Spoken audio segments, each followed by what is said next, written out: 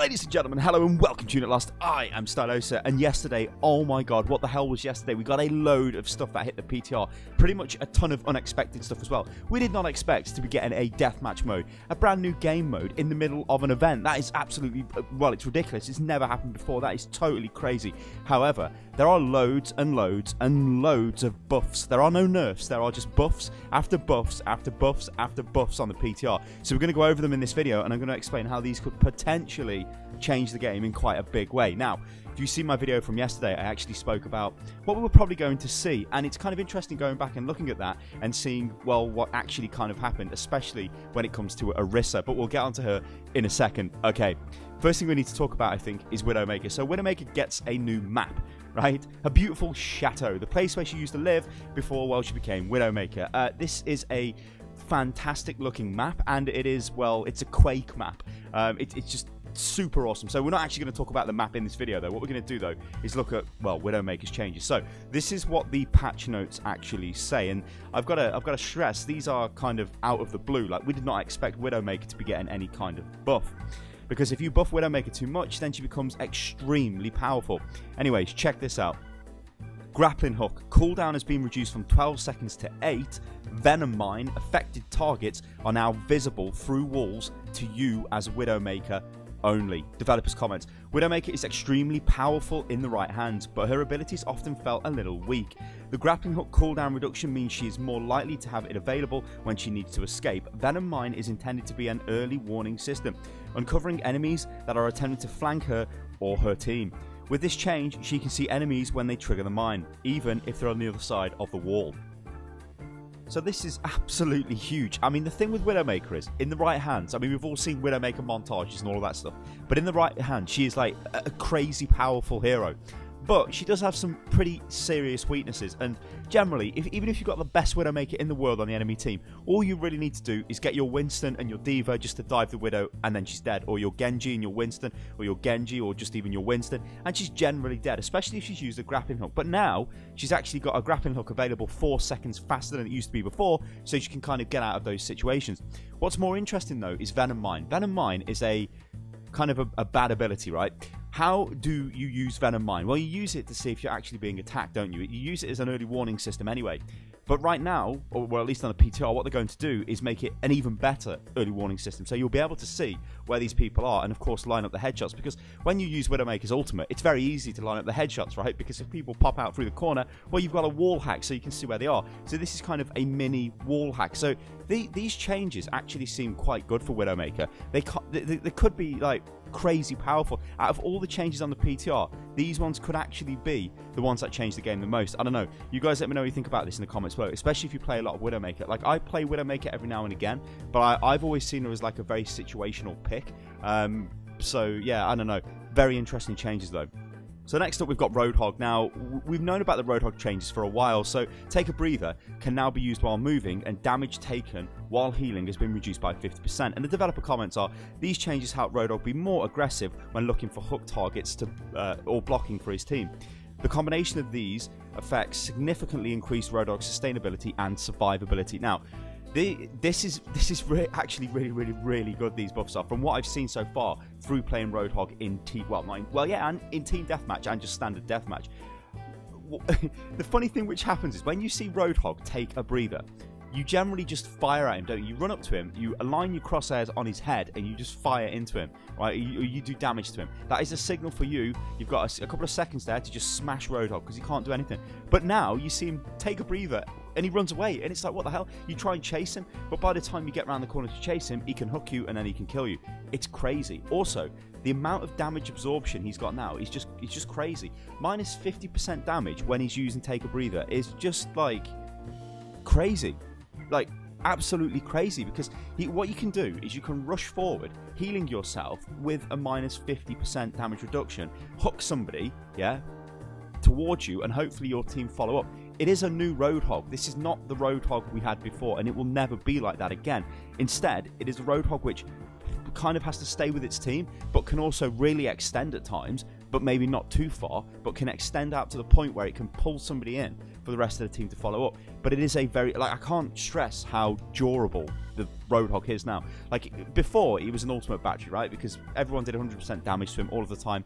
If he's healing himself up as you're damaging him, you're just getting more ultimate charge, and then that's great for you. It's not so great for Roadhog, and then probably he dies. But now, even if it's getting bad, he can run away with Take a Breather. It's got like 2 different uses now. Instead of it just being this thing where you ran and hid around a corner, pop Take a Breather, and we're like, okay, hopefully they don't come in here and just farm me or kill me. Now it's like, go in, do damage, I'm dying, I can press E, turn around, run back to the team, I'm still healing, then start, you know, carry on doing Roadhog stuff. So I think we're going to see more usage of Roadhog. I don't know whether this is going to cure Roadhog in the long term, but it's definitely a step in, like, can I even say a step in the right direction? It's a step in a direction that's a positive direction for Roadhog, but we're going to have to, well, wait and see where this goes, I think. But as I always say, guys, any of you Roadhog mains out there, because I know there's loads of you guys, what do you think about this? Have you had a chance to try this on the PTR? To me, he feels more like a tank, and I think that's what Blizzard are going for, right? He is a tank. He's not a flanking DPS with a one-shot kill combo. He was, but they've totally nerfed that. This is huge, right? I said Widowmaker's changes probably will change the game quite a bit. Orisa's could also do this as well. I mean, these are insane.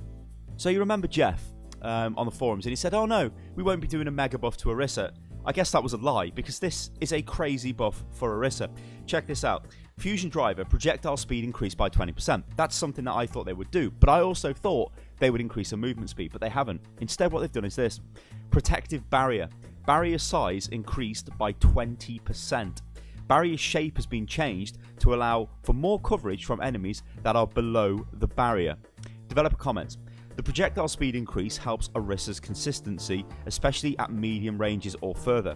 Her barrier size has been increased to better protect her team, and the new shape makes the shield more effective when it's used on slopes or on top of objects such as the payload. Now, you can see this barrier in the background. This thing is huge. It's like a Reinhardt barrier in like coverage. It is massive. It's absolutely massive, and I think this actually is kind of a way of curing maybe Orisa's movement problem, because if you give her a bigger barrier, it means she doesn't have to be as fast to move around, but she's still going to have the issue of when she's not with the barrier, she's a very easy target to kill. Yes, she can still use Fortify, and yes, that'll give her a 50% damage reduction, but she's still going to take a lot of easy damage. However, there are things which are sticking out in my head with Orisa, and I'm thinking on Horizon Lunar Colony First Point, you can use Orisa there right now. She's fairly strong. However, now, with this barrier, she would literally block the entire front of the point, and you could just sit behind it with a Bastion. Which you might be laughing, thinking, Sly, what the hell are you saying? Just sit on the point of the Bastion. Yeah, totally. You could stick a Tourbillon turret there. There's a lot of things you could do there. And this is going to open up more options for Orisa. Now, will this change the game in a massive way? Well, I don't know. Like, it's going to make Orisa better because she's going to be doing more damage. And she's also going to be absorbing more damage, which I think it's always the issue with Orisa, right? She can put out a lot of damage. Or, well, she could put out a lot of damage. And she can absorb a lot of damage in theory. They're kind of increasing both of those things with these buffs, so they're making her do more damage and they're making her absorb more damage, because although her barrier remains the same in terms of, you know, the amount of fire it can absorb, it can be used much, well, it's not that it can be used much quicker, but it can be used in positions where before it was ineffective. Like they say, you can use it now on like the payload and it will protect most of the lower sort of portion of the payload. That's quite huge, because a lot of the time you put the barrier on top of the payload and it kind of looked a bit silly, but it didn't really give that much protection.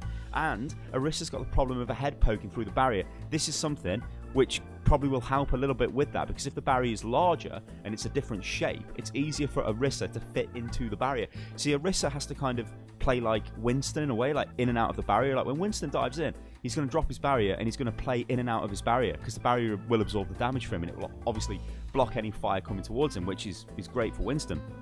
Orisa has kind of got the, well, she's always had that option, but now it seems like possibly a more viable thing. So this is actually a huge buff. This is a mega buff. This isn't a minor buff to Orisa. This is a pretty huge change. And finally, we get Junkrat. Now, Junkrat, we didn't know what the Rip Tire was going to do, but I said probably increase the speed. So let's see what they actually did. Concussion Mine. Junkrat can now hold 2 mines. Rip Tire. Tire's movement speed has been increased by 30%. There is no longer a time limit when wall climbing. Developer comments.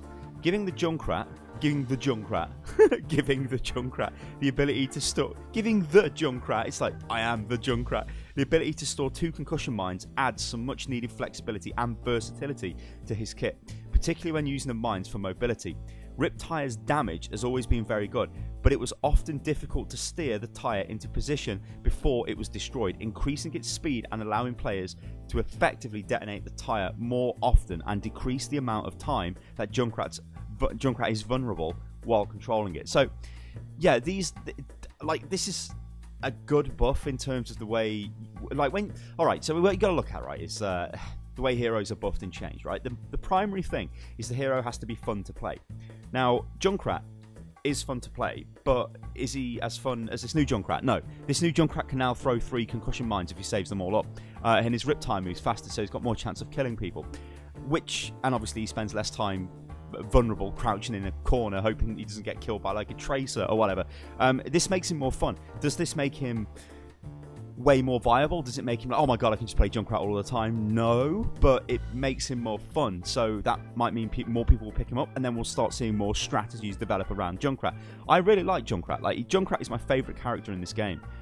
Just the way he, like, just everything about him I like. But the great tragedy of this is I hardly play him in competitive because there's only really a couple of points where you can play Junkrat and make him work. So I would often play him on the Pole Sanctum or, you know, various points on Anubis. I mean, there's a couple of other places you could play him, but he is very, very specific. Like Dorado first point as well is not too bad for Junkrat. This is going to make him more fun. There will be crazy things. Like, I can already see the videos right now of like Junkrat concussion mining up into the air and blowing Farah away, or like doing some sort of crazy stuff. And in fact, just having more concussion mines is kind of, it's interesting in a way because it means that Junkrat is more defensive as well. Because if you dive onto Junkrat, right, often the reaction would be he would throw the concussion mine at you and it would detonate and blow both of you back, right? So it would damage the assailant and it would fire you back, right, which is fine. But now he can do it again. So he's basically got dive defense ×2, which is going to be really interesting, I think, when it gets sort of well, when we see this played. Like Junkrat, I don't know, man. Maybe this is actually bigger than I think it is. I don't know. Guys, I've been Stylosa. This is Unit Lost, and these are all the changes that are on the PTR. You can go and test this out if you play Overwatch on PC.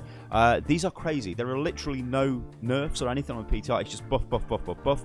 They've buffed Widow, they've buffed Junkrat, they've buffed Orisa, and of course, they've buffed Roadhog. Let me know what you think about all of this in the comments below, and please, please try and, I don't know, guess at what you think could happen when all of these changes come live, because these changes will go live. If anything we know about the PTR, almost 99% of the time, even if the changes are totally crazy, hello Bastion, Ironclad, they generally go onto the live servers because they cannot test these for balance on the PTR.